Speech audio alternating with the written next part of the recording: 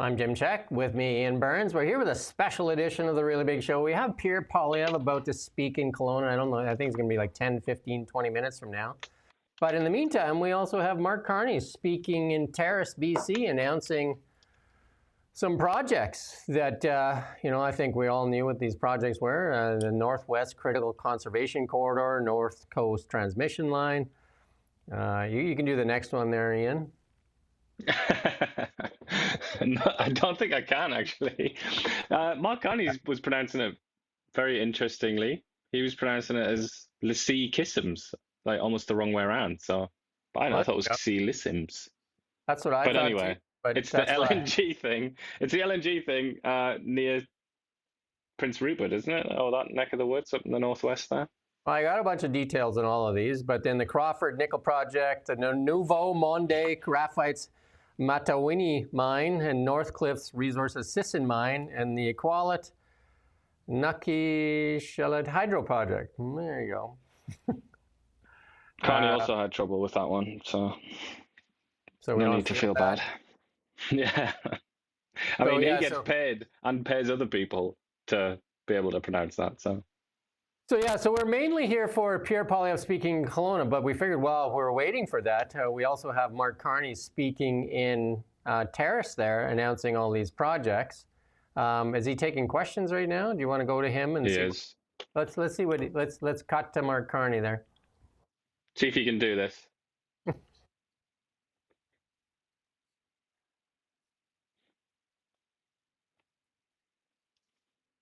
Well, maybe we can cut back if it's French. I can't hear him. I'm not getting an audio feed. Yeah, I mean it's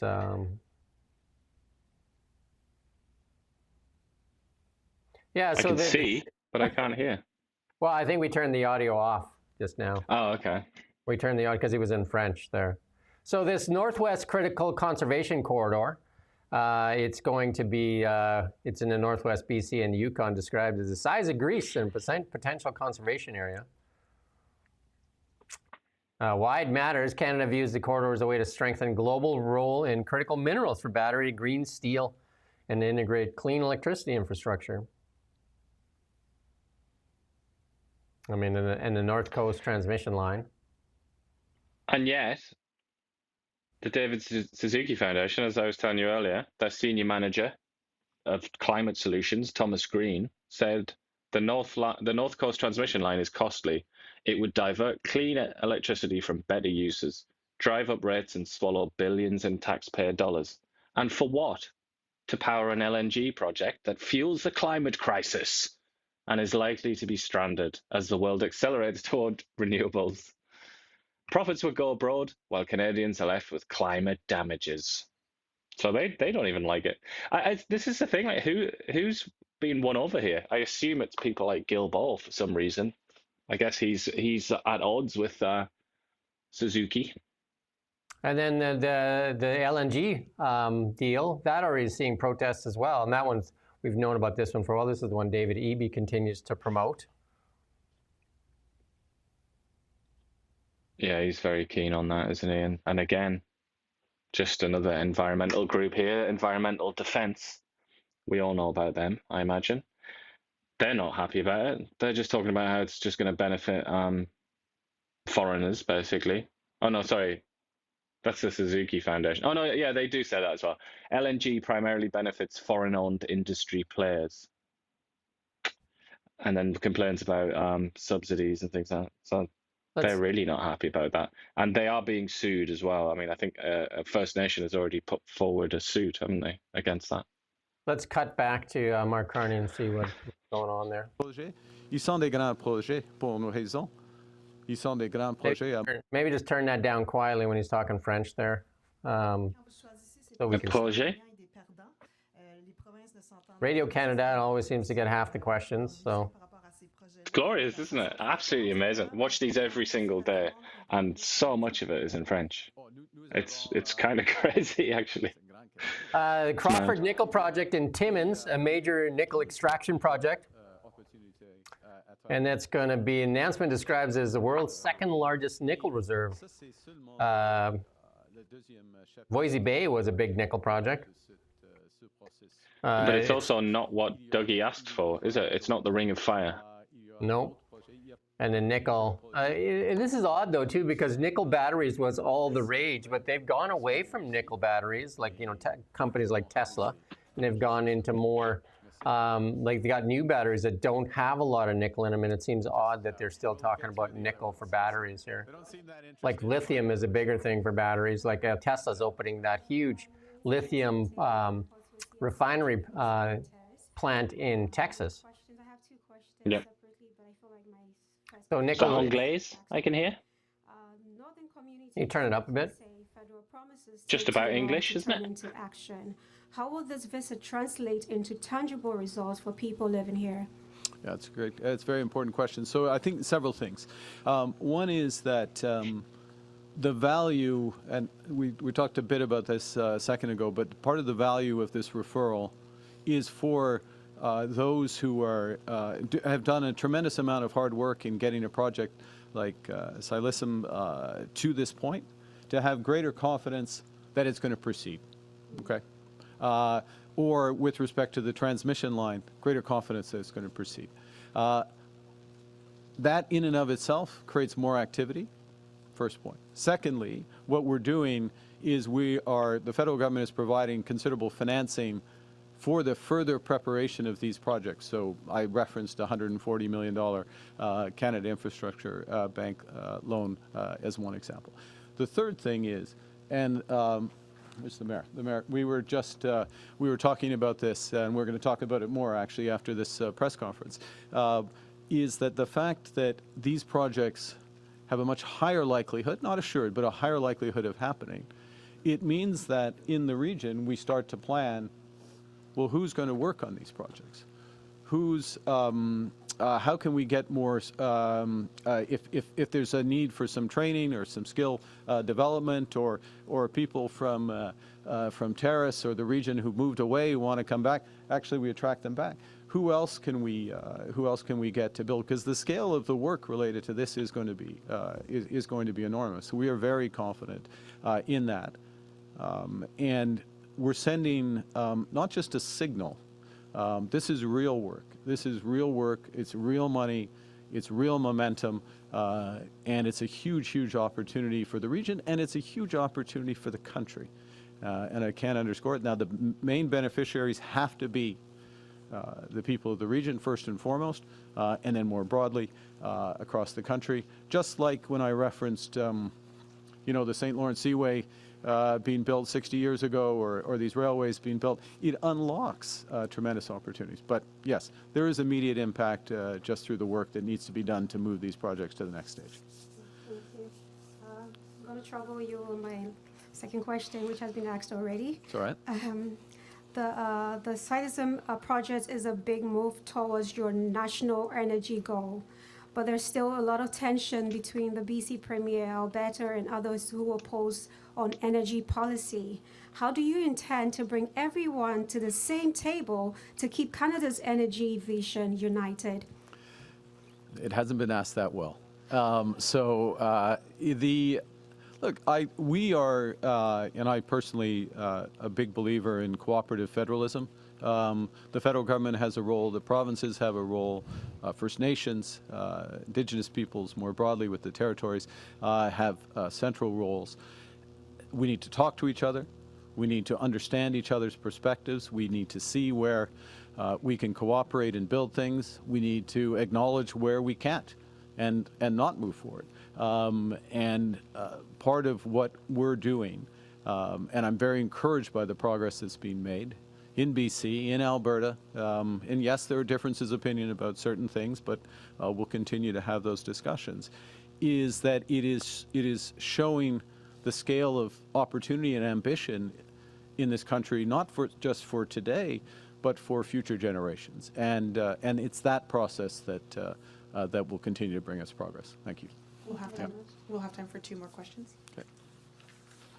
Hello, Mr. Prime Minister. Colton Bazoyan, Vista News, Prince Rupert.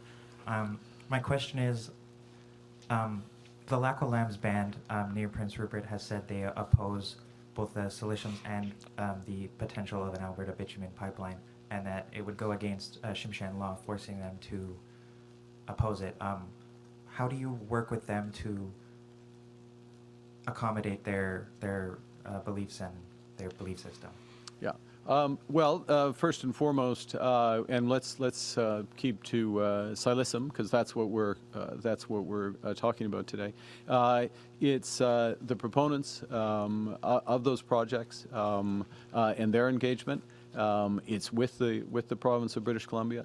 Obviously, it's with the federal government as well to understand those perspectives. If there's any accommodations that can be made for those perspectives, this creates a process that allows that to happen. Thank you. Last question, Diane Kissel, Canadian Press. Thanks taking Thank my you. question. So there are some documents show the assets of the Silicium LNG will be owned by the U.S. Company, Western LNG.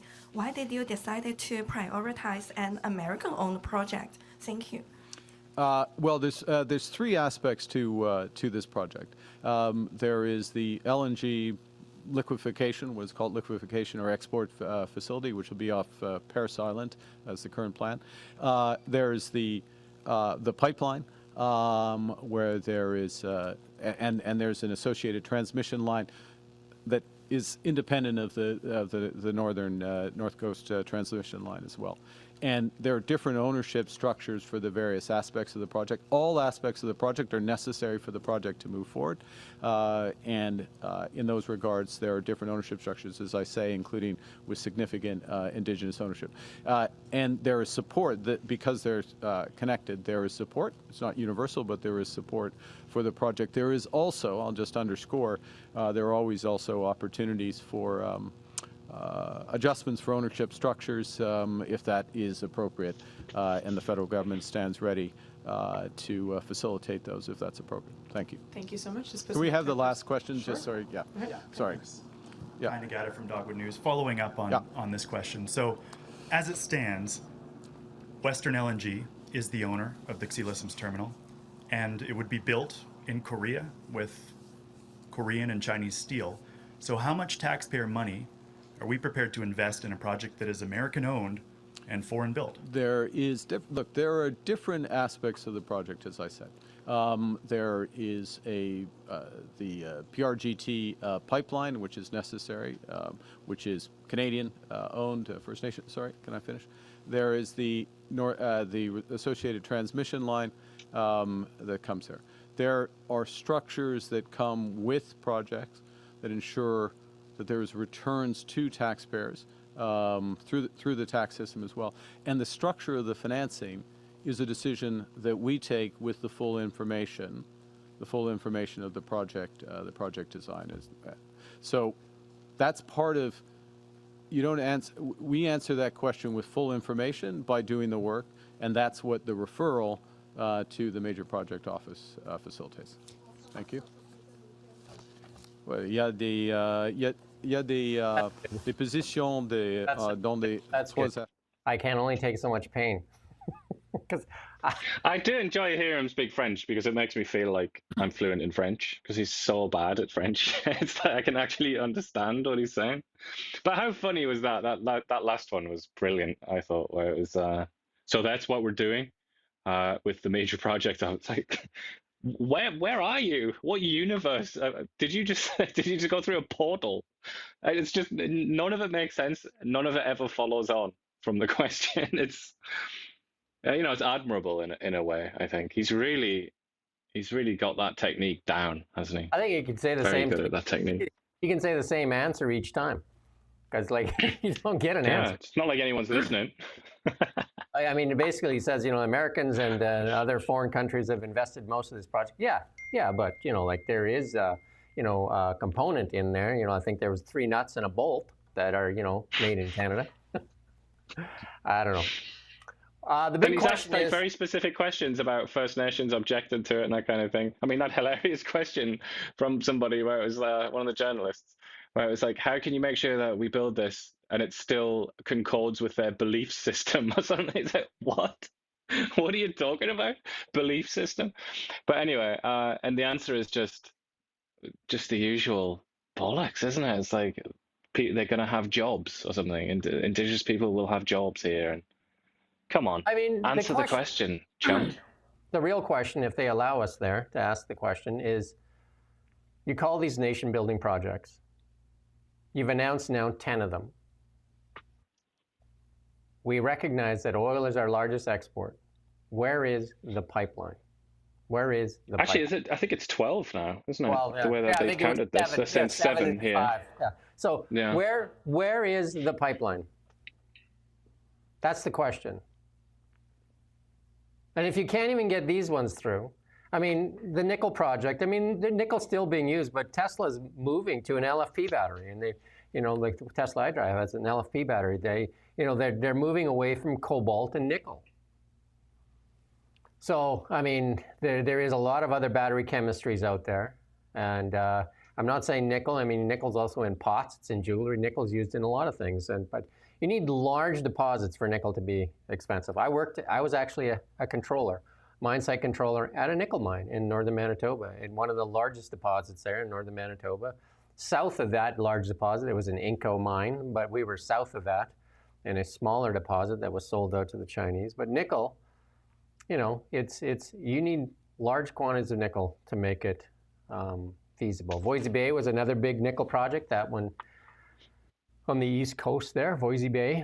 But again, nickel is probably going to see less and less importance in batteries as they move to different types of chemistry, LFP batteries and different things like that. The Matawini mine, open pit graphite mine, I mean, that's part of the rare earth minerals, but it's the processing part that is the really interesting thing. And just to cut in, we're waiting for Pierre Poilievre. He's speaking in Kelowna. We're going to live stream that speech as well, right? Graphite is less talked about than lithium and cobalt, but essential for battery anodes. But again, Tesla's working on a lot of that battery chemistry, and we should look to Tesla because Tesla builds the only profitable EV in the world. That's why we keep talking about Tesla, because we've seen all the companies that Canada has invested in that have gone bankrupt or closed up. Northvolt, we did that list yesterday on the Really Big Show, and the Really Big Show is every morning at 9 a.m. You can go watch that, and I think that list had 7 failures on it yesterday. Billions and billions of dollars plumbed into this battery schemes that they ran here in Canada, and none of them worth much. Worth a lot to some people in subsidies. And the Sisson mine by Northcliffe Resources, Sisson Brook, New Brunswick, and this is a tungsten mine in New Brunswick. Tungsten, critical mineral used in high strength steel, defense. Tungsten, sure, great. I don't know how far along this mine is. Mining approvals, it takes 20 years really right now to get a mine in operation. 20 years, that's a long time. I mean, I'm not sure, I didn't see much here that increases these timelines, but everybody is speaking at once. I'm sorry to interrupt that. Like literally right now as we speak, we got David Eby in Langley. Tim Hodgson is talking about that nickel mine in Ontario, in Timmins, I think he is. We got LeBlanc, then we got Poilievre just about to appear. Champagne was on not so long ago. It's like an all-out communication warfare. This is very interesting times. And then the hydro project at the number 7 here, this hydro project in Nunavut, it's going to replace their diesel generation. Its goal is to replace their 15 million liters of diesel each year. I mean, that's a small project, right? I mean, these are but not. It's also not even. It doesn't seem to be making anybody happy as well. Yeah, these are not nation-building projects. None of these are. The LNG but one. The cynic's perspective is these are maybe not nation-building projects, but they are Liberal Party sustaining projects. They keep the Liberal Party happy. But I don't even know. I'm not so sure. Because obviously LNG, even though we're supposed to believe that they've all had a Damascene conversion on LNG, if you look to the Greens and you look to the David Suzuki Foundation and Environmental Defense, like the extremists in the debate, they all absolutely despise LNG still. They very much hate LNG. They think it's poison that is destroying the world. And they're not happy about this North Coast transmission line either, because they're not happy about the uses to which that clean energy is being, diverted. So who's this for? I find it odd. Like, if the Greens and all the rest of that lot, the more vocally extremist ones, if they're not satisfied, I can't imagine that the Green lobby within the Liberal Party is satisfied either. So I don't know. I mean, obviously it's a good thing to be getting LNG out there. Certainly David Eby's happy about it because he gets some money in. But I don't know. From a sort of political perspective, it's hard to figure out what this is for. Yeah, I mean, I'm going to go back to like the massive like nation building projects that they've been talking about that I keep hearing. Nation building project. This is the oh, what do we got going there? Oh, we're getting ready for him to speak. We're just going to size it on the screen there. We're getting ready for Pierre Poilievre to speak. You're going to size that. Can you recognize anybody there? You can size that to the middle till he's ready to go live. We're just going to work on it here, but yeah, none of these are nation building. You know what I mean? Like the most threatening times in our lives, and like even some of their talk here is like it's going to create jobs. Well, I mean, these got to be profitable. They got to make money for Canada, not just create jobs. If we're just going to be like communists where we just create jobs, move rocks from over here to over there, and then move the rocks back, that was Danny Williams did that in Newfoundland. Way back when, just to get unemployment stamps. That's not FDR as well during the Depression. That's not creating an economy. That's not creating wealth. That's just creating inflation for your money. But it also doesn't make us more secure. Doesn't protect Canada. And this is the thing with all this chat about critical minerals, but we're not really hearing anything about refining them. What's the point? China's monopoly is in refining. I think they have just a small monopoly in just mining as well of critical minerals. But their real stranglehold is because they're basically the only country on Earth that refines them. That's the opportunity. But then you can't talk about bringing down emissions and loving the environment if you're going to refine critical minerals or rare earths. It's just, it's a bit of a damp squib, isn't it? We were promised by Champagne, the circus ringleader, that this was going to like blow our socks off, and it was like, and Mark Carney made a lot of promises, but my socks remain firmly on my feet. That was and Dan I think Elbis. I speak for most people. That was Dan Elbis just walking by. Dan's on campus. Albus on campus. I would say that these 7 projects that were outlined are definitely what you call, again, just like the last ones that were announced, kind of like anticlimactic. Do you know what I mean? Like they just don't. I was hoping there was a surprise in there. I thought he was like saving some big punchline and just like, and here's your oil pipeline. Yeah. Did somebody say oil pipeline? Like get the lights come on. But alas, no. Nothing. And then still the same talk about how we're going to work together with all the premiers. We see how the premiers are working together. We see Doug Ford now picking a fight with Quebec, Danielle Smith and David Eby, best of friends, Scott Moe and Doug Ford. I mean, like I don't know who's getting along with who. Not sure. Just got a news alert saying that the BBC has officially apologized to Donald Trump. They just found another video that they've created, and also just found one with Swedish media where they've played with the editing as well. So I'm sure the Trump administration is combing through media. CBC best start deleting files.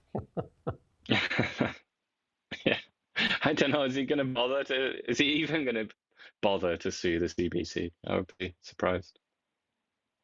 Everybody's now just trying to delete files off the internet. The bad thing about the internet, tough to delete files. There's always some nerd that has archived it. It lives forever. Yeah, so we do also have Jeff Moyse coming at 1:30 too. We're going to talk about the treaties and the Cowichan decision here in Richmond and a bunch of other things. We're going to talk about UNDRIP and DRIPA and all those things. We're just waiting for Pierre Poilievre to speak here. So the interesting thing on this, the Kelowna Chamber of Commerce, we're going to try and get into this too. The Kelowna Chamber of Commerce hosted this event. George, I think the executive there, put it out there, and I think it's sold out within hours. The Kelowna Chamber sold this event out within hours, and they were actually talking about getting a larger venue. And then, like the next morning, George goes on extended leave, and the event's canceled at the Capri. The Kelowna Chamber of Commerce cancels the event. And then the Poilievre's team was already booked to come here, so they just took over the space, and it's their own event now. It's a Poilievre event hosted by the Conservatives as opposed to the Kelowna Chamber of Commerce. But it's odd that the Kelowna Chamber of Commerce would cancel the event. They've had Stephen Harper speak here, and they just had Stephen Fuhrer speak at an event.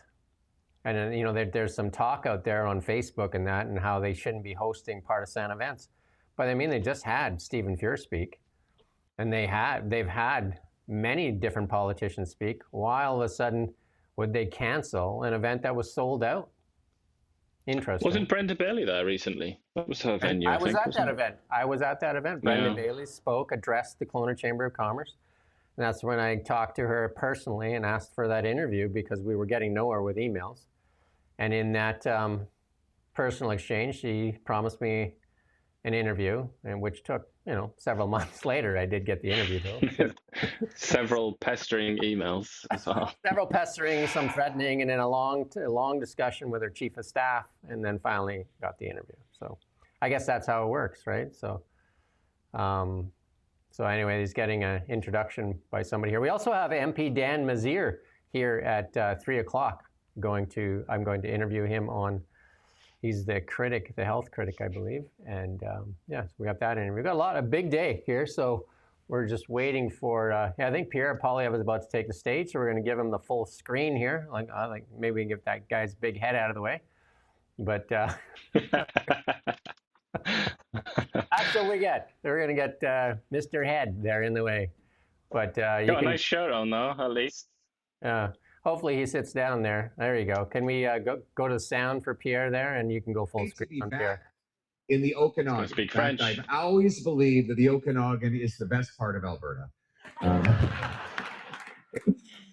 As you know, Albertans are that alien species that invade your wonderful province just in the summer and in the winter. We leave you alone in the shoulder seasons, but of course we leave a lot of money behind as well on our visits through. And my family, that was no different. We grew up in Calgary. I grew up in Calgary, obviously, and when I was a kid, our favorite thing to do was to come camping in the Okanagan, and we get on the road trip, and all those spiraling turns back and forth along the way, and we'd arrive. Normally, we go to Penticton.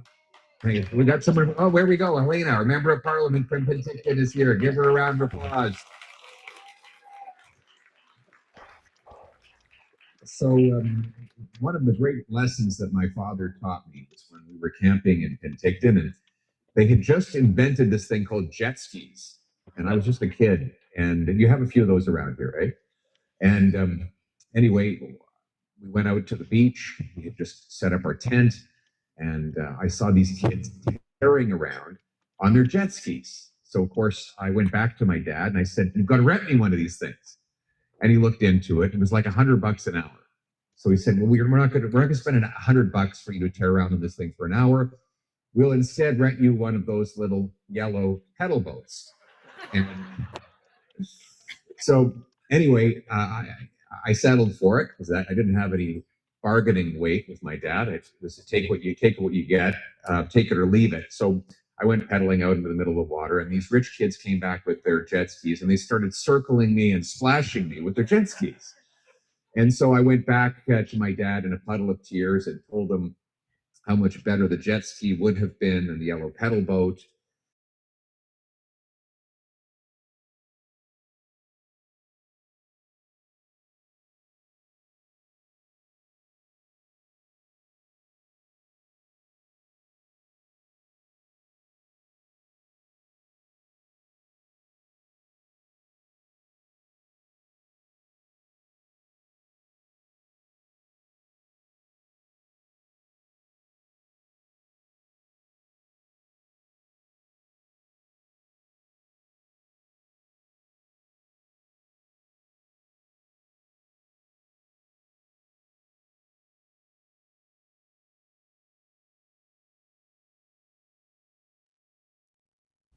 You have to what? What's going on?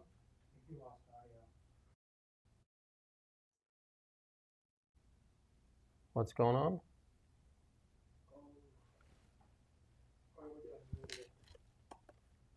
What?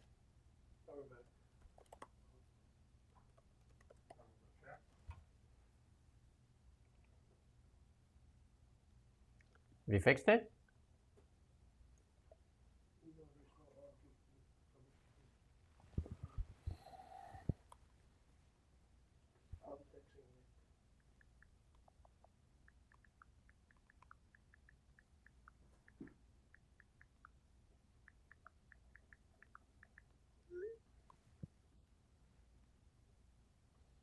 Maybe unmute Ian and I while we're doing this.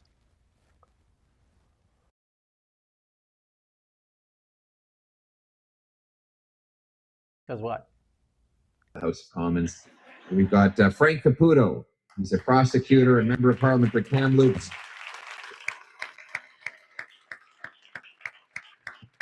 Helena Conants from Penticton, Osoyoos, Oliver, the South Okanagan, West Kamloops, West Kootenays, I should say. Mel Arnold from the northern part of the Okanagan is over here as well. Our fisheries minister, Oliver. We've got the great Tracy Gray, former member of Parliament.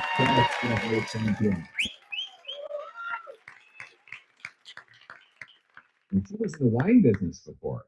So she knows all about the local wine business in this area. She fought for that and other small businesses on Parliament Hill. Of course, the Conservative Party was founded by alcohol. So that's how John A. Macdonald created this country, over the drink. And of course, Churchill said, alcohol has taken much out of me, but not as much as I've taken out of it. So anyway, great to see you again, Tracy. And thank you very much, Jeff, as well, for that wonderful introduction. He's a wonderful entrepreneur. He started mining companies. He's dug up countless minerals, brought them to the surface, created thousands and thousands of jobs. But of course, his greatest and most treasured achievement is not the money he's made or the jobs he's created, but his beautiful family, his children and his grandchildren. He's got some very young grandchildren. I think 2.5 years old is the youngest one. Is that right? Good. And I mean, it was a scary moment there when you were there when your grandchild was born, and a little while ago. And of course, when the little one came out of the womb, there was that dreadful silence that we all hope we never experience. No crying, no noise. And the family gasped, wondering if the little one was going to be okay. And then the doctor walked over and whispered something in her ear, and all of a sudden a great cry was let out. The baby kept crying and crying for hours and hours on end. So later that day, Jeff went to the doctor and said, "What is it that you said to our new baby granddaughter that made her cry so loud?" And he said, "I just told her that her share of the national debt was $31,000. And that did it. Well, we want every child that comes into the world in this beautiful country of ours, or every newcomer who arrives on our shores, to have the same beautiful promise that I enjoyed as a kid growing up in this country. But unfortunately, after 10 long liberal years, that promise, that deal, like everything else, is broken. Housing costs have literally doubled under liberal policies, depriving an entire generation of the chance of owning homes, with British Columbia having some of the most expensive real estate anywhere in the world. Vancouver now is the most expensive housing market in North America, worse than New York City, Los Angeles, Chicago, and countless other places with more money, more people, and a lot less land to build on. We have housing costs, in fact, have risen 30% faster than incomes, the biggest gap of any G7 country. Now, roughly 80% of our young people who don't yet have homes believe they never will. Rent is so expensive that many of our youth are now living in their parents' basements, as liberal bureaucracy and liberal taxes have driven up the cost of construction. The price of food is rising. Of course, it's risen 40% faster in Canada under the Liberals than it did in the United States in the exact same period of time. The Liberal taxes on our farmers, our food processors, and our truckers is driving those costs higher still. And of course, a lot of this is the result of Liberals doubling our national debt. It seems like that is a future problem, a tomorrow problem, and not a today problem. And of course, when governments run deficits, they print money. Printing money drives up inflation, and that increases the cost of everything. So it is no coincidence that as Liberals doubled the national debt, they also doubled the cost of housing and doubled lineups at our food banks. We have these horrific encampments of homeless people and people addicted to drugs that are now taking over communities that were once tranquil and scenic, risking lives and increasing crime.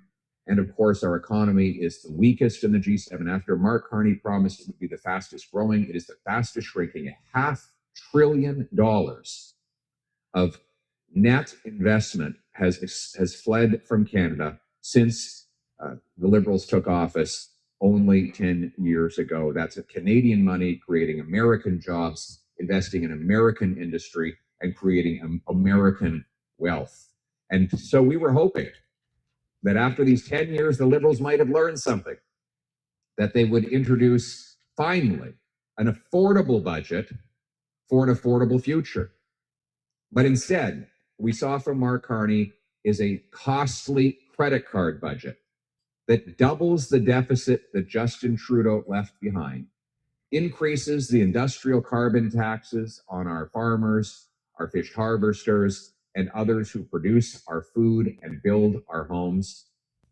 A costly credit card budget that will add $78 billion to our debt in just 1 year, or $1/3 of $1 trillion over the next 5 years.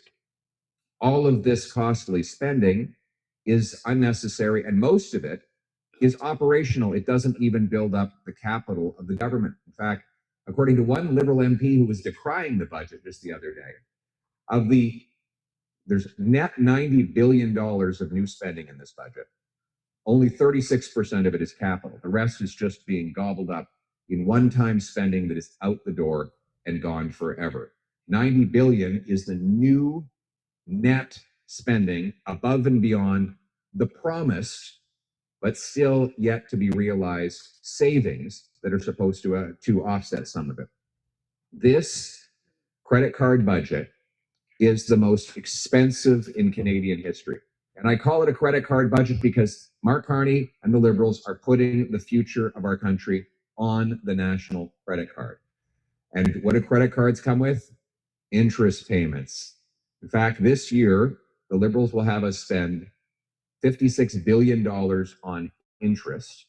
To be clear, that is more than the Government of Canada spends on healthcare transfers and more than it collects in GST. So every time you make a purchase and it is taxed on your tax, the GST, know that every single penny will go to pay bankers and bondholders rather than paying doctors and nurses. Now, we thought that the previous Liberal Prime Minister was irresponsible with money and that Mark Carney could not possibly be any worse. Put it into perspective, the deficit was projected by the Trudeau government for this year to be $41 billion. So in his 8 months as Prime Minister, Mark Carney has managed to double Justin Trudeau's deficits. So in other words, Mark Carney costs even more than his Liberal predecessor. Meanwhile, he's raising taxes on home building and on food. Let's start with home building. The industrial carbon tax on steel, concrete, cement, glass, aluminum, plastic, all of the things that are necessary to build a home. You tax the things that go into a home, you tax the home itself. This is another Liberal tax increase on homes. According to the Canadian Home Builders Association, these taxes and the failure to remove other taxes on home building will cost 100,000 construction jobs as government continues to stand in the way of home building. And then there's taxes on food. The industrial carbon tax on the farm equipment and the fertilizer of our farmers in addition to the heavy equipment that goes into food processing facilities, will inevitably get passed on in higher grocery prices that Canadians cannot afford to pay. And for these reasons and many others, Conservatives will vote against Mark Carney's costly credit card budget, and we will continue to fight for an affordable budget for an affordable Canada.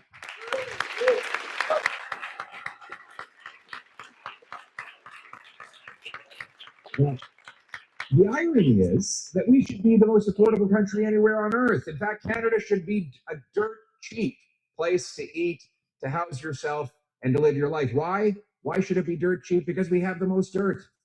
We're the second biggest country anywhere in the world. We have the most dirt on which to build homes. We have the second biggest landmass, and much of it is close to places, urban centers, where we should and could be building. We have the most dirt in which to dig up our resources. We have the most dirt on which to grow food. In other words, it should be cheap in Canada to buy a home, to feed your family, and to power your life with affordable energy. And this speech today, I'm not just going to talk about the costly credit card budget, but also about how we can unlock the potential of our country to be the most affordable place anywhere on earth, because that is really the singular focus right now. Canadians cannot afford to live. Everywhere I go, people tell me they just can't afford life anymore. I was just over to Starbucks this morning to caffeinate myself, and I met a young guy named Axel. He's an immigrant from Libya. He's an engineer. And he said he's planning to go home. He's been here for 15 years. And he says he can't afford to live here, and his quality of life would be better in Libya. Would you have imagined that someone would say that in Canada? But these are the kinds of stories we hear again and again of people who believe that they've been priced out of their own country by their own government. And, you know, there's a contradiction in the way that Liberals approach everything. Let's start with housing. So why is it that we have the most expensive housing in the G7? Well, we have the fewest homes per capita, even though we have by far the most land to build on. So we have 10 times as much land to build on as the second closest G7 country, and yet we have the fewest homes. Now, why is that?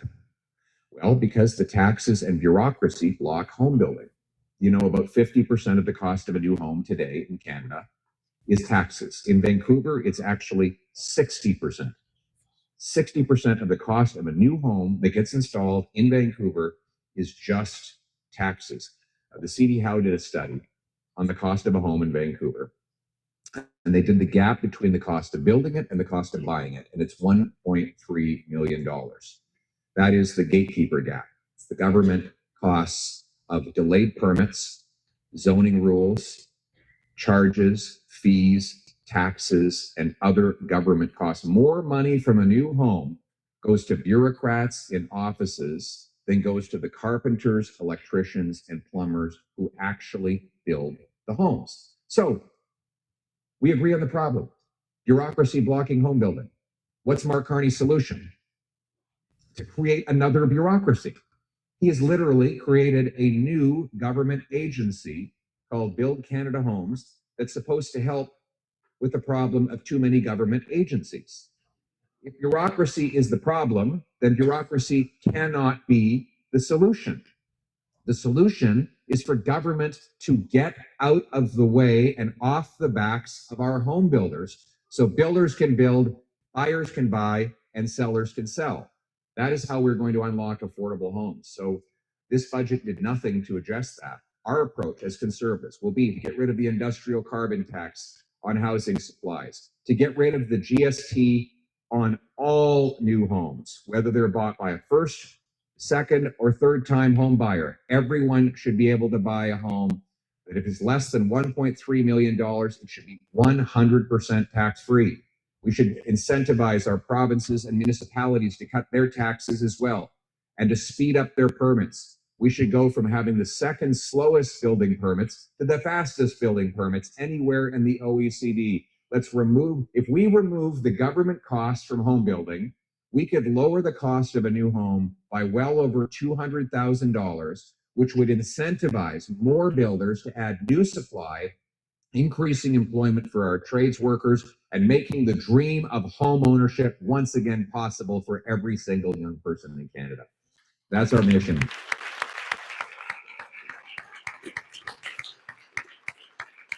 And then there's our resources. You know, people might say, well, how does developing our resources make life more affordable? Well, it's really simple. If we were selling more of our resources to the world, our dollar would be at par. And a stronger dollar would mean that absolutely everything that you buy that is internationally priced, that includes energy or food, would be significantly cheaper. That's one of the reasons why life is so much more affordable south of the border. They have a much stronger dollar. But unfortunately, we have seen our energy and resource sector under attack by government bureaucracy and high taxes. The 9 bad liberal laws that make it uncompetitive for us to develop our resources. You know, we should be the richest and most affordable country in the world. We have the 3rd biggest supply of oil. We're the 5th in natural gas. We are 1st for uranium, for potash, for fresh water. We have the longest oceanic coastline, the shortest shipping distance to both Asia and Europe from the Americas. These massive natural advantages should be harnessed to enrich our people and empower them with stronger take-home pay and more affordable energy and other goods. The government, though, stands in the way. Canada has the 2nd slowest permits of any country in the OECD to get major projects approved. In fact, in Canada today, it takes 18 years on average to get a mine approved.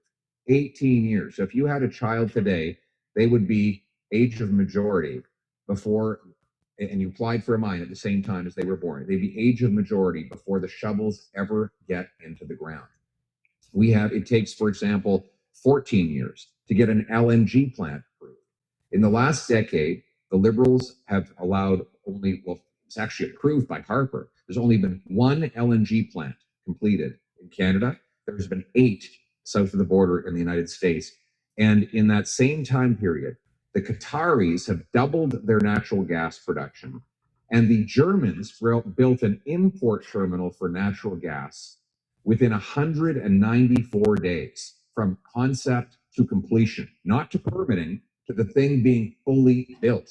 Here in Canada, as I said, it takes 17 years just to get the permit in the ground. So the problem, too much bureaucracy. Mark Carney's solution, add another bureaucracy. He's created yet another bureaucracy, a new bureaucratic hurdle for miners and oil and gas enterprises and other resource companies to jump through in order to get anything approved. And yet again today, instead of getting things done, Mark Carney was standing up doing photo ops, announcing that he's going to approve a bunch of projects that were already going to happen. One of them, the Sisson mine in the East Coast, this mine, there was a Liberal minister, Dominic LeBlanc, who said that his government was going to make sure this project got underway within a year, and that was back in 2017. Now today, Mark Carney is re-announcing that same Liberal promise. You know, most of these projects were on the verge of happening anyway, as they have already gone through years and years of Liberal bureaucracy. Now, Mark Carney is really, when it comes to getting projects approved, he's kind of like the rooster who thinks that he made the sun go up just because he crowed when the sun went up, right? He's not actually getting anything done. He's just showing up to take credit for things that were going to happen anyway. What we actually need the government to do is something very simple. Get out of the way. Get out of the way, remove the 9 Liberal laws that impose high taxes and bureaucratic delays. Get out of the way, repeal C-69, the No New Pipelines law, C-48, the ban on offshore oil shipping, the industrial carbon tax, the energy cap. Remove all of these obstacles so that our builders can build, our investors can invest, our workers can work, and Canada can take back control of its resource future. That's what the government needs to do.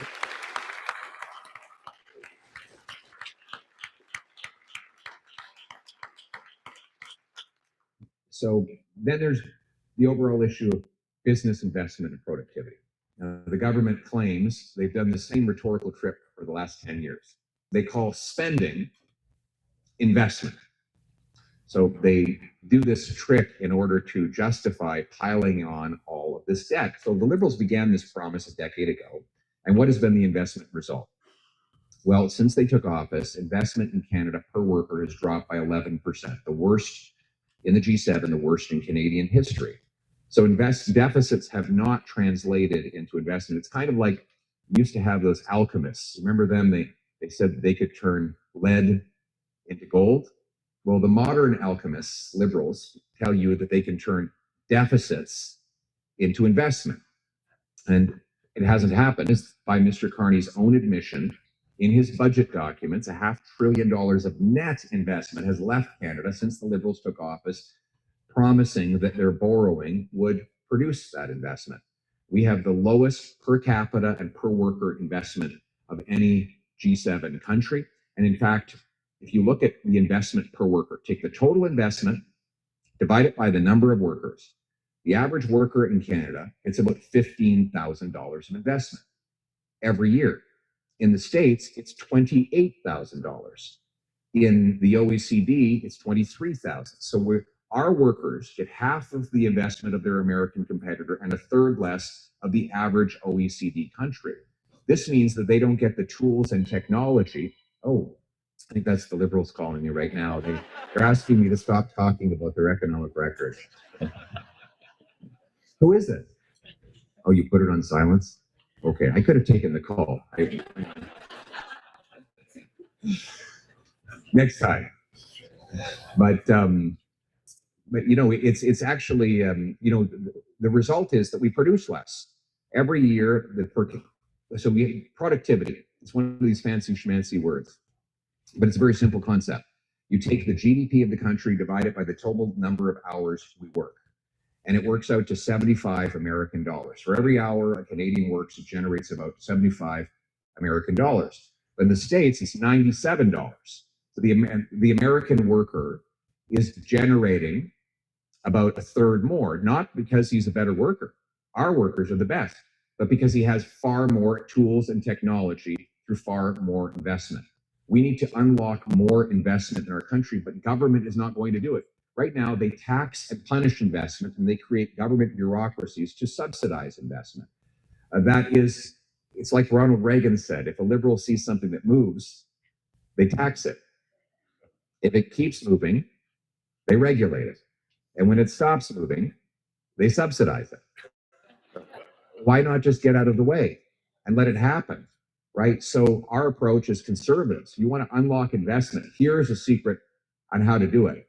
Get rid of the capital gains tax for anyone who reinvests proceeds here in Canada.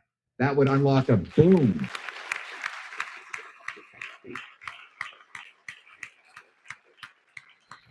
Can you imagine that? A farmer sells his farm. Instead of buying the S&P 500 to retire on, he plows the money back into a small business that his kids might run. Or the $500 billion we've lost. Imagine if we said to all those investors, bring that money home, invest it in Canada, there will be no tax. Imagine the hundreds of billions that would come pouring back into ventures in this country. What if we added to that the fastest building permits anywhere in the OECD so that capital could get to work, building stuff, inventing stuff, delivering stuff from day one. And then we should cut taxes on work so that energy that we put into our effort, we actually get rewarded. And then we got to get rid of the industrial carbon tax to lower costs of energy, because energy is the lifeblood of an economy, and low-cost energy is the solution to defeating all poverty. And then what if we got rid of all taxes on home building? Could you imagine all the tariff-proof jobs that we would have in this country? How much more self-reliant and strong we could be as a nation. And what if finally, in addition to making this the best and most open place to do business, a big, open, free enterprise economy, what if we also made our streets safe again? By repealing the catch and release liberal laws and locking up the criminals.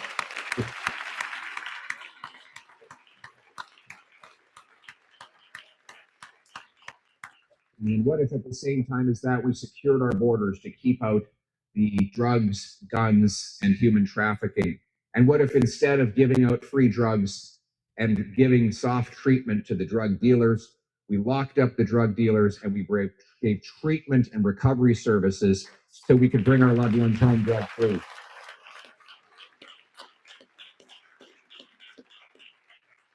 Then we would have the safest and most affordable country anywhere on earth. We would be booming in this country. Our paychecks would be growing far faster than our cost of living.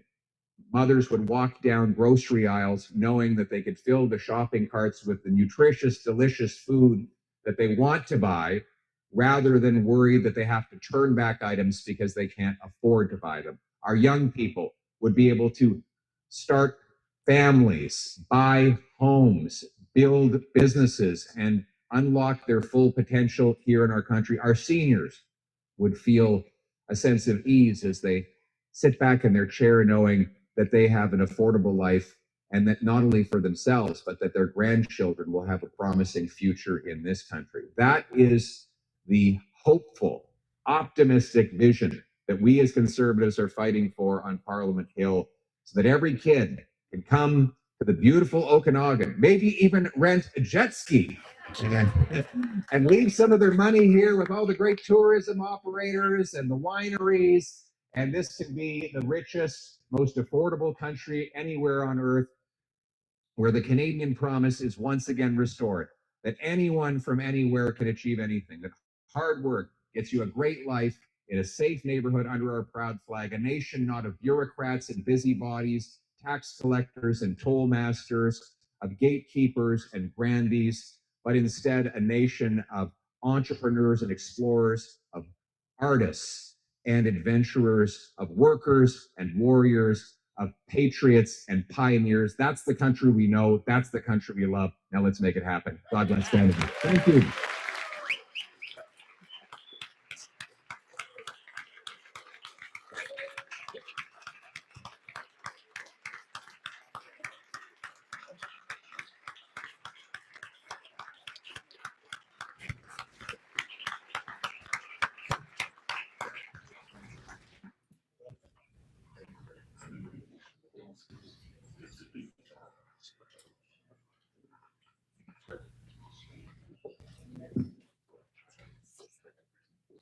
We good? Well, that was quite impactful. I think we'd all agree. So my job's to ask a couple questions here. I was provided with a list of questions, and actually Pierre's just done an eloquent job answering them before I needed to ask them. So that was the easy part, and that was the gentle part of the Q&A.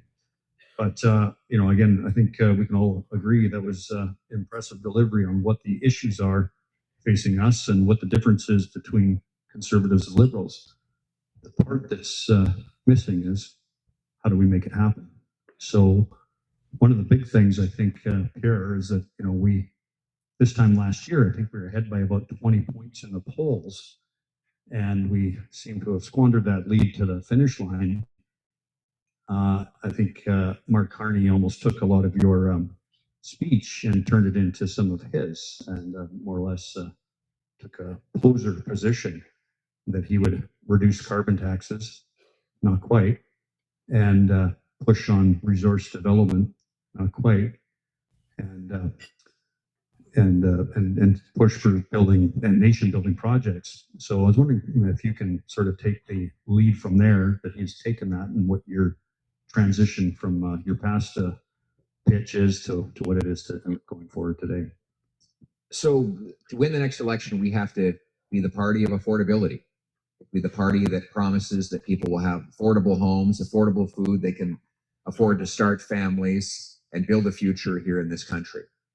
And that people can afford to have hope again.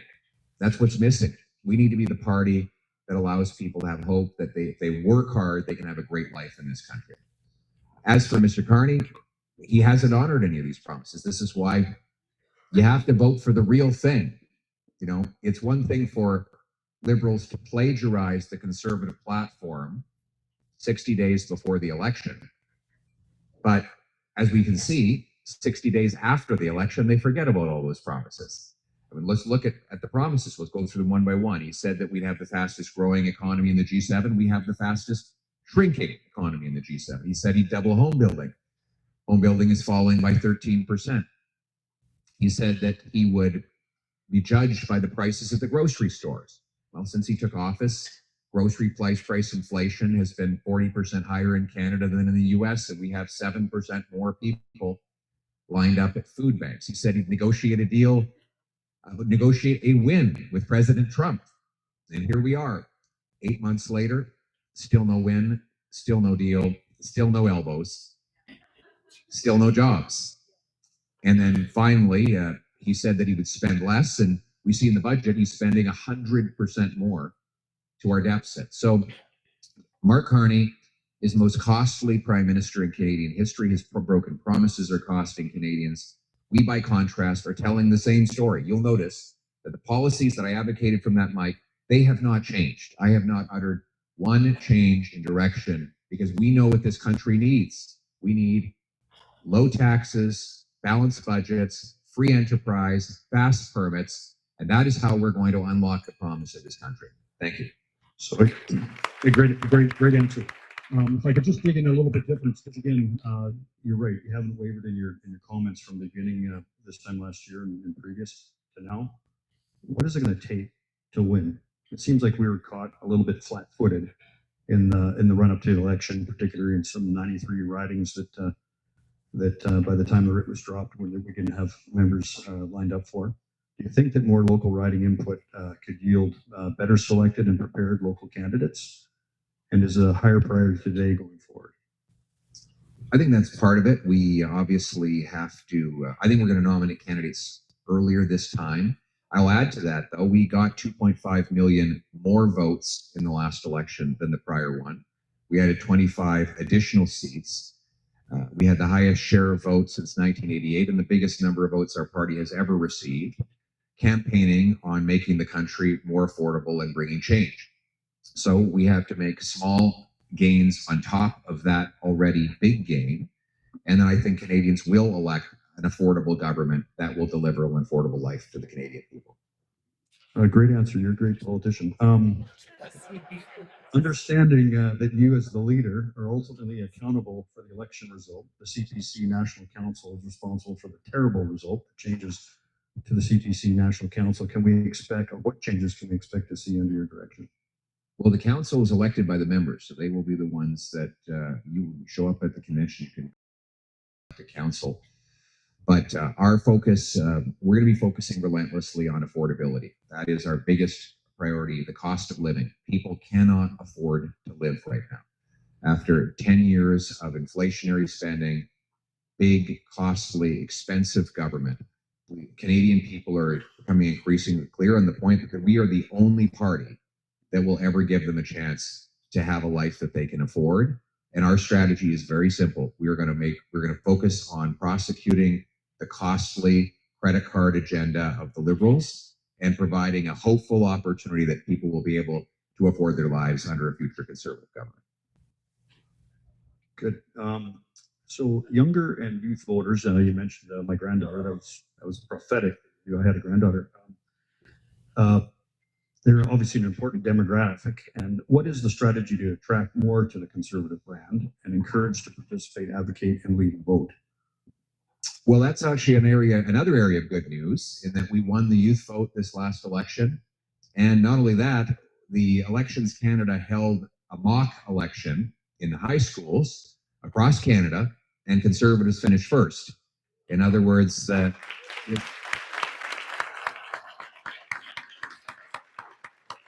don't know if that's ever happened before. And, I think Churchill said, if you're not a conservative, if you're not a liberal at 20, you have no heart. If you're not a conservative 50, you have no brain. I never believed that to be true, but I was thrilled to see that the next tranche of eligible voters, many of whom will have gone from being too young to vote to old enough by the time the next election happens, could put Conservatives by a long shot as their preference. And I think it's very clear.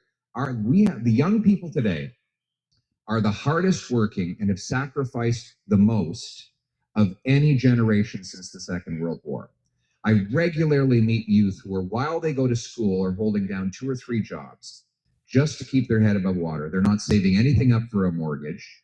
The idea of backpacking around Europe, which was a kind of luxury that prior generations could take for granted, that's not even on their radar because they can't afford anything.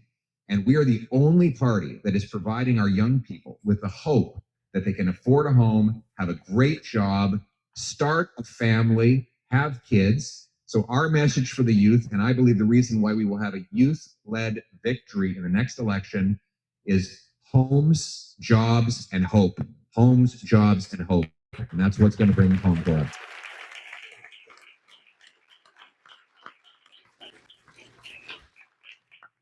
Well, all us young guys would agree with that. And you're youth, aren't you? Yes. Right. So that moves on to the octogenarians. Youth used to be 30, but with inflation, it's 40. I just made it.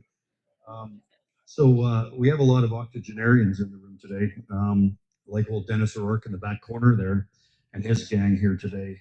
Many who swung to the Liberals in their last minute of the election. What is your message to them to gain their support? Well, the first thing is that a lot of our seniors are struggling to pay for their groceries. That they notice the food prices are rising faster than their pensions, and their fixed incomes make it impossible for them to have the life that they were promised. Unfortunately, many of them are stuck working longer in order to pay for the rising cost of living. Conservatives are the only party that are going to make life affordable for our seniors, but also you want your grandkids to do well. You want your grandkids to have the same opportunities that you have. And I would encourage every retired person who has grandkids to ask them how they're doing. Ask them how their lives are. Ask them how their rent is, whether they can afford to pay their bills. And you know, you might have been poking and prodding them to give you great grandkids. You might ask them the reason why they haven't been able to settle down and buy a home. Many of them do want to. I meet a lot of young people who say they want to get married to have kids, and they simply can't afford it. There would be no place to raise those kids. So these are things that we used to take for granted in Canada, but I think all of our grandparents need to reflect on the opportunities that this country supplied so many generations and make sure that your grandkids have those opportunities as well. So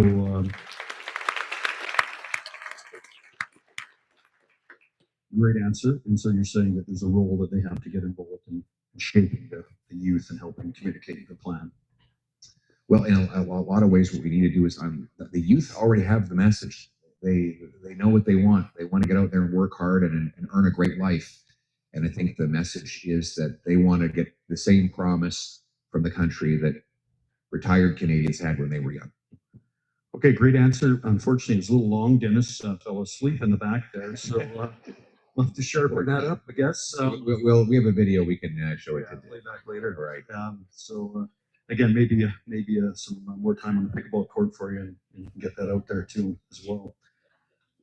Are you going to give me pickleball lessons now? No, but no folks will. Message again, just a lot of focus on sort of the next phase for you and the party to get us over the line. Obviously, the budget is an issue. Talked to Conrad Black. He wrote a nice article in the newspaper on the weekend about Carney squandering his opportunity post-election with this lame budget. He talked a lot about that. Specifically in voting against the budget, is there any actionable item that you can take out of that that's going to resonate and pick on that lapse of Mr. Carney? When you say actionable item, you mean what in particular? Well, what's the other than say voting against it? What actions can you take besides coming up and talking about presenting these problems? What we as a party can we take from that and push forward to get the message out? Well, that's why I'm here today, to get the message out about it. I think we have to remind Canadians that Mr. Carney is spending your tomorrow on his today. These deficits will come with a very serious price. The Fitch, which is a ratings agency, has said that our debt is far higher than comparable countries that have AAA ratings. And so he is threatening our financial stability with monster deficits. He's threatening your cost of living. But the second part of that is we have to show as an alternative. And our alternative is clear. We're going to cut government waste, bureaucracy, consultants, foreign aid, handouts to phony refugees, corporate welfare, and other wasted money so that we can bring down the debt, taxes, and inflation, and Canadians can once again afford to live. Okay. I had the pleasure to testify 2 weeks ago at a parliamentary hearing on critical minerals. You had a nice, smart young lady, Miss Shannon Stubbs, MP Stubbs there. She was on the committee. She did a great job, by the way. And my major point when I was there testifying on behalf of the mining business was there, obviously, and you covered this off, that there was a need for the elimination of Bill C-69, C-48, et cetera, and keep the feds separate from the provincial jurisdictions. Can you elaborate on that position as far as the federal and provincial interrelation and, quite frankly, interference in that in terms of permitting process? You mentioned about the timeline, but what we advocate to separate the federal influence over the provincial jurisdiction in minerals? Well, I'm going to say it again. The federal government needs to do one thing to unlock our resources, and that is get out of the way. Get out of the way. We don't need a politician in a cape to fly around like a pretend superhero. We need liberal laws to be repealed, liberal taxes to be cut, so that our miners can dig mines, our pipeliners can build pipelines, our energy workers can do their jobs. We have the resources. We have trillions of dollars of private money that desires to build these projects. The only thing stopping it is the Liberal government's massive bureaucratic apparatus of high taxes and barriers. So if the federal government gets out of the way, we can get these things done. I like your idea of separating into who does what. The provinces should have exclusive control over permitting projects that are within one province, and the federal government has exclusive control over projects that travel between provinces. And this latter point is very good because, you know, some people say, well, David Eby is going to oppose a pipeline from Alberta to the Pacific. And my answer to that is, who cares? He has no power to block an interprovincial pipeline. It is a federal responsibility.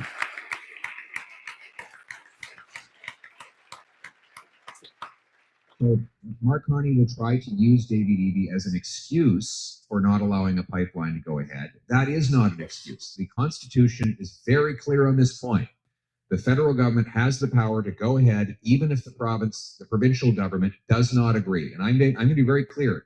And Mark Carney still hasn't stated his position on a pipeline to the Pacific. He still doesn't know what he thinks on the subject 8 months after taking the job. As Prime Minister, I would use my federal legal authority to rapidly permit a pipeline from Hardisty, Alberta to Prince Rupert or Kitimat so that we can move 1 million barrels of Western Canadian oil to 2.5 billion energy-hungry customers in Asia.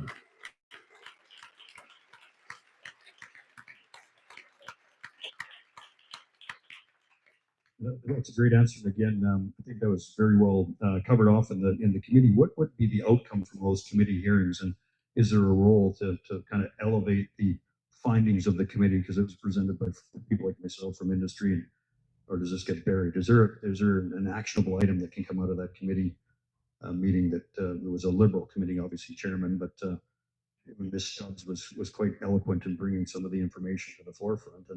But from that point on, where does it go from here? Or is there something that we can do to highlight that? Probably nowhere. Okay, thanks. Thanks. I'll put it. Just being honest. I'll put it in my expense account for the trip. The definition of a committee in Ottawa is a group of people who by themselves can do nothing, but together they agree nothing can be done.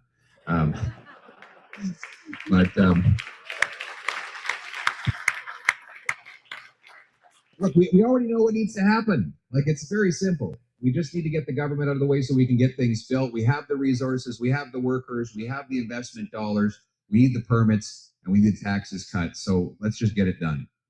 I like it. Yeah. I just have one quick one, and this one came from a friend of yours, but crime and safety is one of the biggest financial and social impacts of communities. We heard about it earlier from you, again, across Canada. There seems to be a disconnect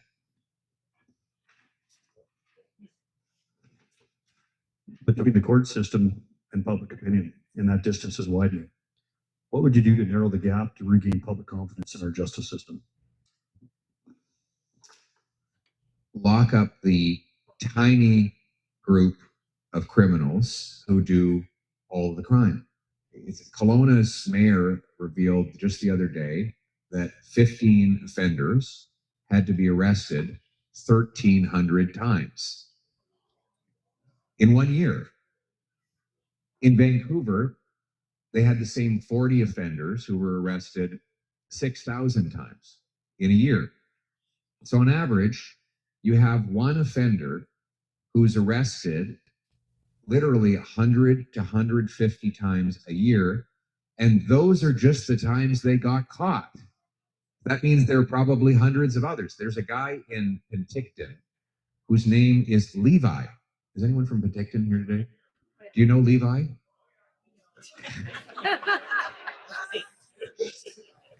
He's more famous than I am. But this guy, apparently he does so much crime that when he's out of jail, the crime rate for all of Penticton goes up. I mean, like one guy does enough crime to move the crime rate. The good news is we don't have a lot of criminals in Canada. The bad news is they're very, very prolific. They do a phenomenal amount of crime. So imagine if you just locked those guys up and you left them behind bars. That's why I propose a 3 strikes you're outlawed, 3 serious convictions, and you're no longer ever again eligible for bail, parole, probation, or house arrest. It's jail, not bail.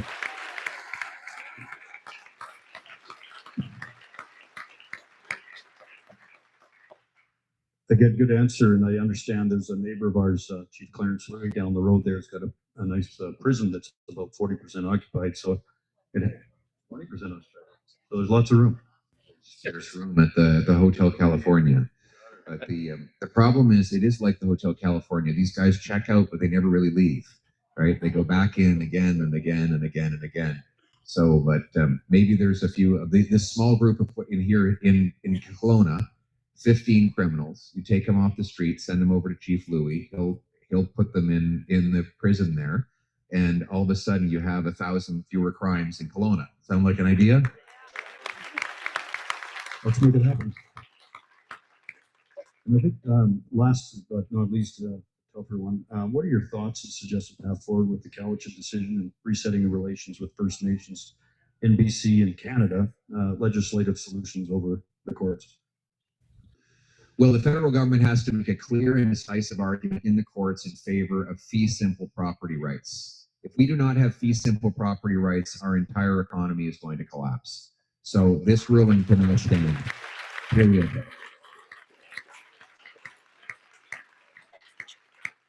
Your land is your land. You buy a house, you own the land, it belongs to you, no one can take it away.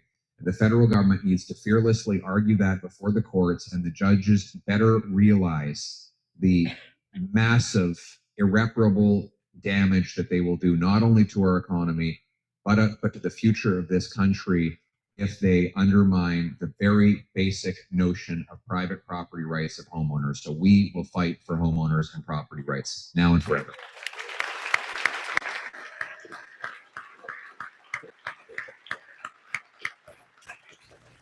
Well, that's my list of questions. I don't know if where's the fellows.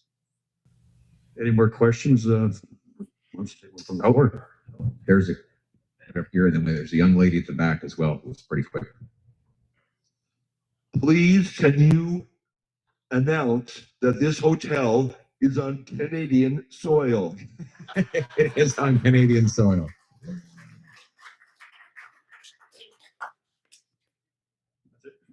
There's a nice young lady. This young lady was very quick to have her hand up. We should give her a chance.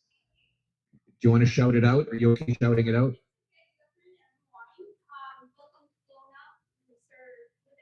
Thank you. My question is about your support and stability regarding to temporary foreign worker. Is this already just to end it or to reform it? Because we support migrant workers, temporary workers, farming, construction workers, healthcare providers, fast food. In the long term, what is your strategy to see the flow of the changes? Because it's gonna take some time to make this changes and give this opportunity of transitioning. Because as we have employers who hire temporary foreign worker heavily for Okinagan for farming and also in other sectors. Thank you. Thank you very much. Great question. So, first of all, I think that the individual workers, we should honor them. They are very good people. I've met a lot of the temporary foreign workers. They themselves are wonderful and they're hardworking and they want the same thing as everyone else. The problem we have in Canada is that we have the highest, the worst youth employment numbers in 30 years. We have hundreds of thousands of unemployed young people who can't get starter jobs that would launch them into future careers. And at the same time, employers are using temporary foreign workers that drive down wages and drive out jobs for the youth who need them. So the conservative answer to that problem is that we're going to carve out the agriculture program so that farmers can continue to have their existing access to temporary foreign workers that will serve their farms and bring food through our entire system. The caregiver program will remain, but we intend to get rid of the temporary foreign worker program other than that. And the reason is that we need Canadian jobs to go to Canadian workers, and in particular, Canadian youth.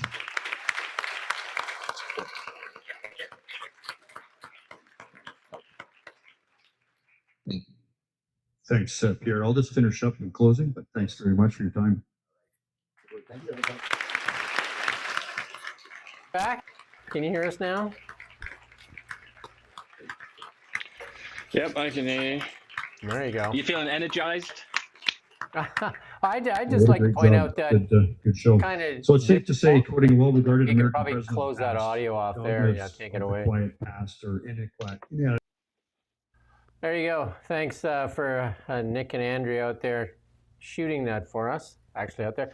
What's disappointing though is they said no media questions, no media interviews, and then they took on some disjointed questions, and that was Jeff Stibbard of JDS Mining. He likely paid for the event, and that's why he's standing there. He paid for Stephen Harper a number of years ago here to speak at the Kelowna Chamber of Commerce, and likely was paying it for this Kelowna Chamber of Commerce meeting, and then the chamber pulled it. So he is, you know, he's very JDS Mining, big in mining here. That's Jeff Stibbard there. And but I would say the speech we've heard many times. I mean, even the jet ski story. I don't know how many times I've heard that jet ski story now.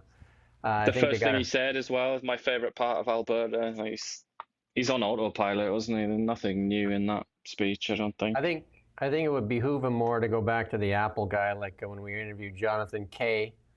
You know, just more off the cuff instead of these rehearsed sound bites. I mean, we spend quite a bit of resources on this. We don't have the CBC budget, but we spend quite a bit of resources on it. We had like 5 people on this, and it's basically a rehash of what we've heard many, many times, and nothing new. I would say nothing new.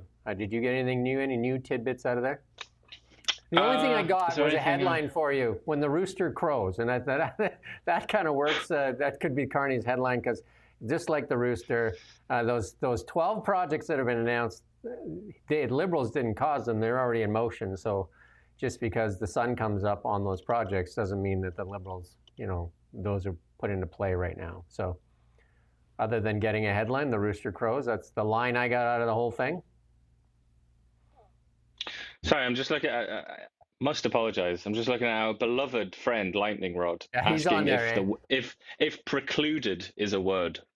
You delete that message, mate. Delete it. You're Hide it. trashing your Hide own it. reputation. Hide it. Anyway, sorry. Hide it. What did I hear that was new? I mean, nothing really. I did write something down that was vaguely interesting. It was quite funny when he was talking about Canadian workers, saying Canadian workers only do a fraction of produce a fraction of what the Americans do, and they're like, but our workers are the best in the world. It's like, I mean, okay. You and I had the pleasure of listening to both speeches just in this last OL. We both listened to Mark Carney and Pierre Poilievre, and you could say for both of them, not much new in there. Mark Carney with word salads, Pierre Poilievre with the same lines. At least Pierre Poilievre speaks with more clarity, but same stories, same analogies, same lines. Yeah, and it was same jokes. It was tired, wasn't it? It was a tired performance. I imagine he's just sick. I feel like he should take a break. Maybe he should fire some of his or rejig some of his team as well, and just kind of start again a bit. I feel it's just worn out. Can you imagine Donald Trump's opinion of that? If Donald Trump was watching the Now Media stream, which he probably was, can you imagine what he would have said to his sycophants around him? He just sort of said, "That was low energy," and it he would have a field day with it, wouldn't he? Because there was just nothing there. It was sleepy Pierre Poilievre. I'm sorry to say, because he is capable of being full of beans, isn't he, and quite energetic, but it almost seemed like he didn't want to be there. Maybe it was. I mean, we don't really know why he's there, do we? Maybe he's trying to raise cash, and that's something that politicians usually hate to do. So maybe he's just sick of it. The thought that floated in my head is we paid for both Jean Chrétien and Stephen Harper to speak here at Level Up at the same time. And Jean Chrétien's speech at Level Up was almost the identical speech he made at the Liberal leadership event when Mark Carney won the leadership. I was just like, I've heard this speech somewhere before. I can play that verbatim. We have the video if anybody wants to listen to it. It was basically the same speech. And these people got to get, I mean, I don't know, it doesn't seem to adjust for the moment. And it's just, like even that question, I think one of the more relevant questions there's a bunch of octogenarians in it, I'm messing up the word, but old people in the room that old folks that voted for Mark Carney. How are you going to get them back? And the answer wasn't that, compelling to me. No, he just said, think about your grandkids, and we're going to make life more affordable for seniors. I mean, that was a stump question. It wasn't really a lot of anything, was it? That should have been fire in the belly stump question, because that's what killed him. So you need to answer that question with fire. Yeah. Do you know what I mean? That is the question right there. That is the stump question. Like, you need to have fire in your belly when you answer that question. You need to answer to those people and say, you are the reason. You are the reason we are where we are today. And your selfishness has put us here. It needs to be answered with fire in his belly. And it's missing that. Maybe he should hire you and I for his comms team, because who's ever doing it right now needs to... It's beyond comms. I mean, yeah, definitely the Conservative Party communications team are not very good, are they? Like, let's be honest. I don't think they could even claim that they've done a good job. They've got some good videos that they put out now and then on Twitter and things like that. But that's just, that'll be one or two people knocking those videos out. But the team itself, the old-fashioned PR people, I don't know what they're doing. But you have to assume that they've been instructed by Pierre. So then that makes it even more complicated, really, doesn't it? I think even for Mark Carney, I mean, if I was part of the comms team for the Conservatives, I would just be eating a bowl of salad and say what? What? Yeah. It's like, I don't get any of that stuff that he's saying. And, I don't have much of an education, but I don't get that. Me and Lightning Rod. But talking about the fire in the belly, I really think that is the sort of catchphrase, isn't it? That people should be talking about. Where is the fire? He's been drinking ice water, hasn't he? And the fire seems to have gone out. He's gone through the motions, man. When he's talking about carbon tax, and I don't know. It just seems like he's not even enthusiastic about his own points that he's making. And he also keeps he insists on making points that I feel they make you suspicious of the rest of his points. Like when he insists, somebody has to get into his ear. Somebody has to tell him to stop saying, we have the most land in the world. And yet our houses are the most expensive. Stop saying that. Please stop saying that. It discredits everything else that you say. Canada does not have the most land because nobody wants to live or can live in, Northwest Territories, in the sort of the fringes of the Northwest Territories. Nobody can live there. There's nothing happening there. So you can discount that already. Everybody wants to live in a few places, like Calgary, Edmonton, Vancouver, and the sort of Southern Ontario, Southern Quebec thing, that line. That's where everybody seems to want to live in this country. And it's also pretty much the only places that people can live, with a few exceptions. It's just foolish. And then he says, oh, look at the Americans, they do it better. That's because the Americans have more land and more cities. They have more places to build. I find that that just makes the rest of his points, casts suspicion on the rest of his points. Because it's like, if you're going to pretend something like that is true, that we have the most land, how can I believe the rest of your shtick? Have you driven through Texas? 3 days later, you wake up. If you're sleeping, it's your turn to sleep. It's like, where are we? Still in Texas. I have done that. I did a 14 or 15 hours non-stop across Texas once. But it's all flat land. It's warm. Wow. It's pretty close to other places. Like you could hook it up to the electrical grid and all the rest of it. That is not true for vast stretches of Canada. Northern Manitoba, northern Saskatchewan. Yeah, I mean, the list, you could just keep going on. It's most of this country does not fit the bill. It's not the same. And he doesn't seem to have a plan, does he? He's not saying, all right, we're going to build a new megalopolis in northern Manitoba. There's no ambition of that sort. So the whole thing is undermined. It just doesn't make any sense. The Achilles heel is 100% the old people. And that's the question that was asked. I don't even think they asked it, maybe they didn't even ask it with that in mind, but that is the Achilles heel for Pierre Poilievre. Because he has the youth. He has the middle-aged people.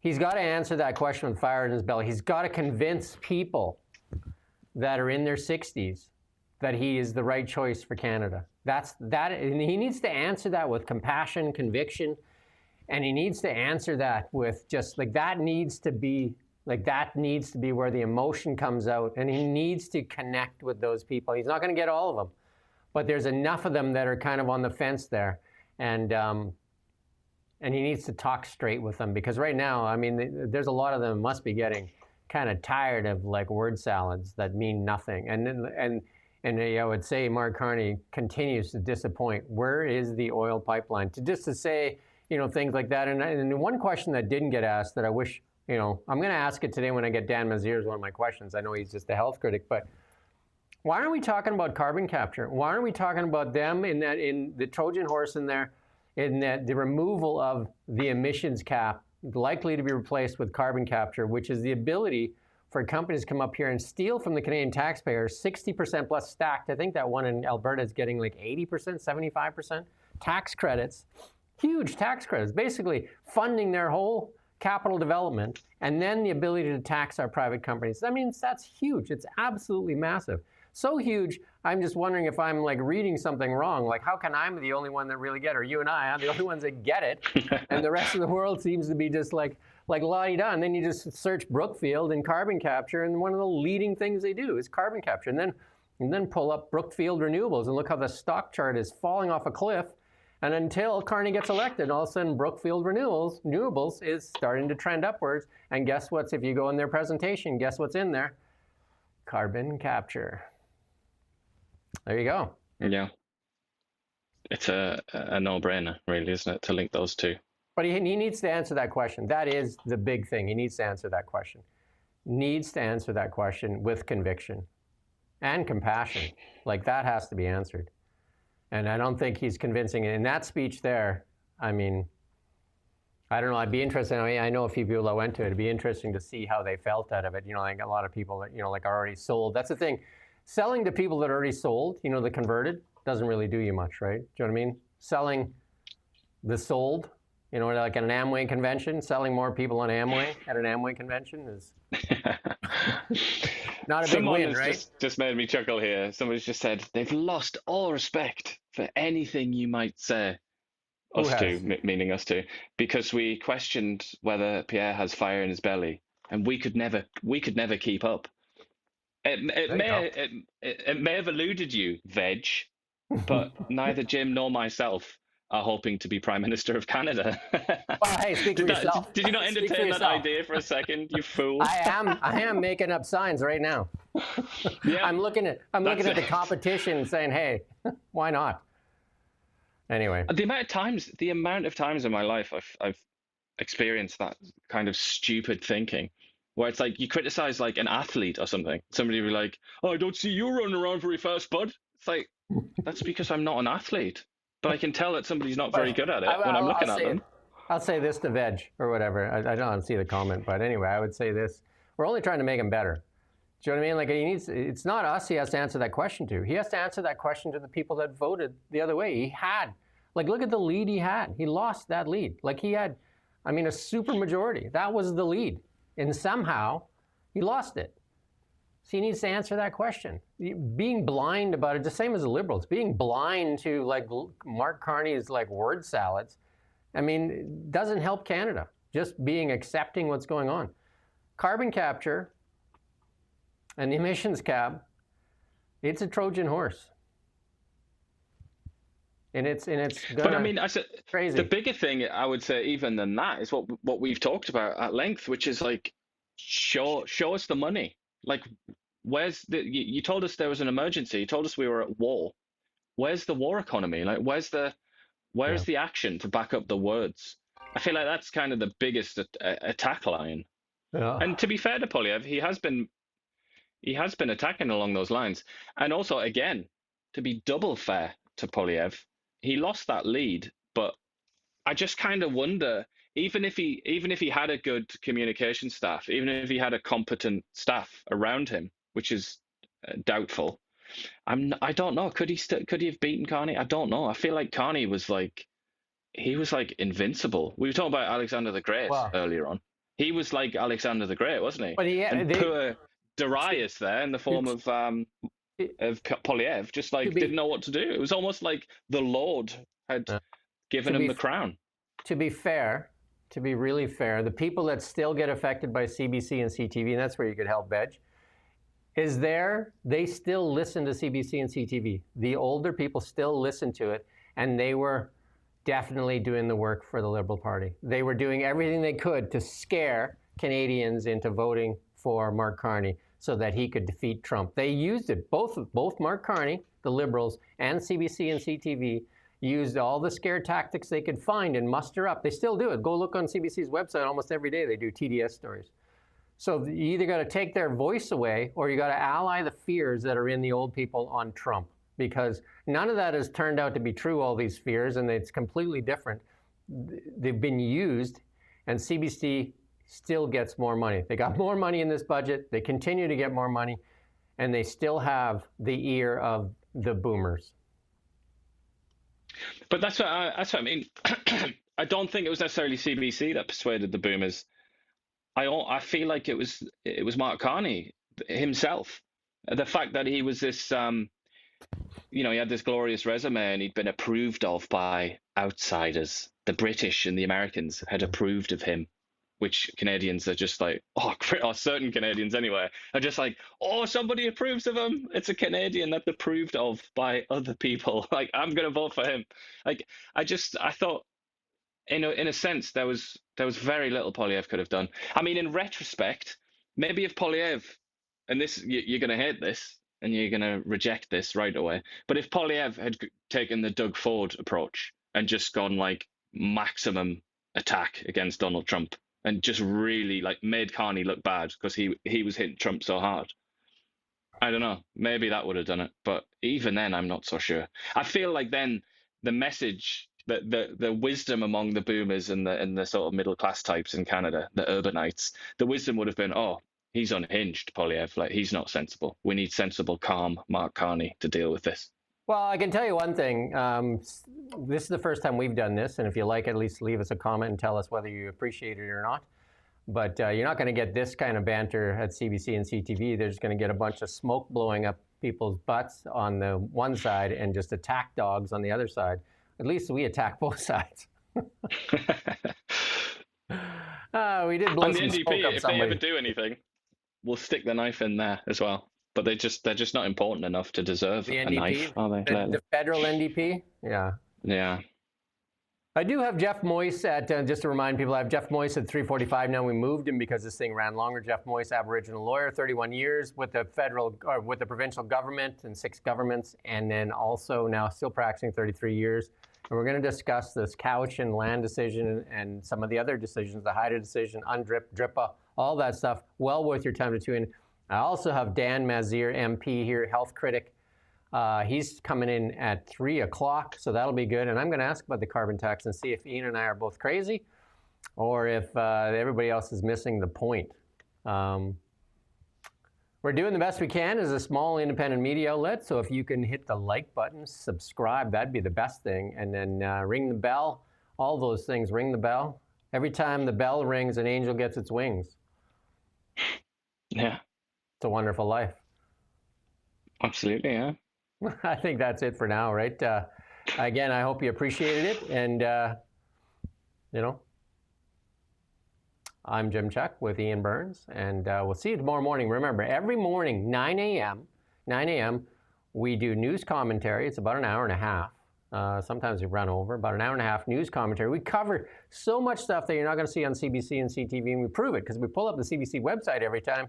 And guess what? Not on there. The stories of fraud, waste, abuse, all that kind of stuff, not covered on CBC or CTV. We cover it here, though. And even to the point where people like Lightning Rod say we're lying, but he knows that we're not. So CTV did, though, when we checked this morning, they did cover the story about Adolf Hitler's sex drive or something. What was it? Sex life? I can't remember. Something about Hitler. They did not cover the fraud, waste, and abuse, the $20 billion that Justin Trudeau frittered away. And what was that, $176,000, that Liberal MP? In 9 days she had that? Marvelous. 9 days. 9 days. You go watch that. 9 days she had, what was it? What seat did she have? Government House Leader or something like that? House Leader? Something, yeah. 7 days or 9 days? See, that's the thing. $176,000 in personal expenses. And we're okay with that? Like, I mean, if Mark Carney had any accountability, he would fire her today. He would say, like, you can't waste Canadian money like that. You can't waste money like that. Hey, Lightning Rod, do you know anything about that? Pray you leave our country? Country? What's a Cumbry? I think he's talking about the separatists. Alberta separatists. Oh, but I don't know what a Cumbry is, though. Anyway, that's it. Thanks, Lightning Rod. Thanks for joining in today. Cheers, everybody else. Thank you for commenting. And CBC won't let you comment. Well, they won't let you comment, and they won't interact. And we like both, right? So there's a lot of trolls under the bridge, for sure. Thank you for watching Now Media. We don't just report the news. We live here, too. We're your neighbors, bringing you stories that matter to all of us. No government funding, no outside influence. Kelowna Now.